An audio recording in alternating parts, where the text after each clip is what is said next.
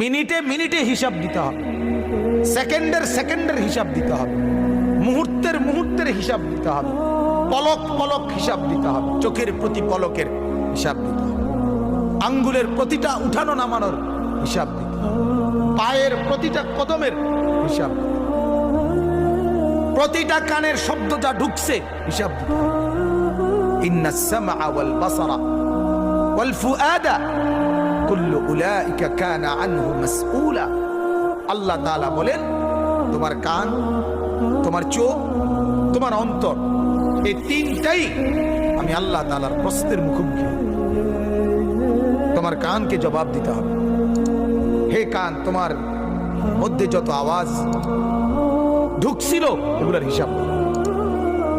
হে চোখ, এই চাহনি দিয়ে তোমাকে দিয়ে যত কিছু দেখছিল পরে এগুলোর হিসাব দিতে হবে। হে দিল, কলব, ফুআদ, অন্তর, এই কলবে যত ভাবনা ভাবছিল সেগুলোর হিসাব দিতে হবে। অন্তরের ভাবনা দোস্ত, বিষয়টা অনেক সাংঘাতিক। কারণ আমাদের মুখের কথা যত পরিমাণ, আমাদের দিলের ভাবনা তার চাইতে কোটি গুণ বেশি। বেশি কিনা বলেন না? বুঝেন নাই কথাটা? আমরা মুখে বলি আর কি, যাই কদ্দুর কথা না বলি, কিন্তু আমাদের দিলের মধ্যে কত প্ল্যান প্রোগ্রাম, কত কথাবার্তা, কত চিন্তা চেতনা, কল্পনা, আশা আকাঙ্ক্ষা, ভালো মন্দ, এটা দিলের মধ্যে ঘুরপাক খায়। এগুলো সবগুলো হিসাব দিতে, এগুলোর হিসাব ইয়াউমা তুবলাস সারাইর।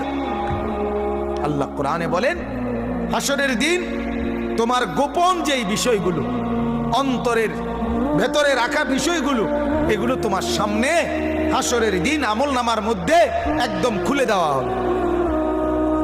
এগুলো তুমি আমলনামার মধ্যে লেখা পাবে। বুঝছেন? ওয়া হুসিলা মা ফিস সুদূর। আল্লাহ কোরআনে বলেন, তোমার অন্তরে যা কিছু ছিল সবকিছু তুমি কিয়ামতের দিন তুমি স্পষ্ট সামনে দেখতে পাবে। তার মানে তোমার ভেতরের কলিজার এন্ডোস্কোপি, কলিজার আল্ট্রাকফি তুমি পাইবে। এটার ভিতরে কিটা আছে, এটার ভেতরের কল্পনাগুলো সব আসবে। এজন্য আমরা প্রত্যেকেই আলহামদুলিল্লাহ ফিকির করবেন।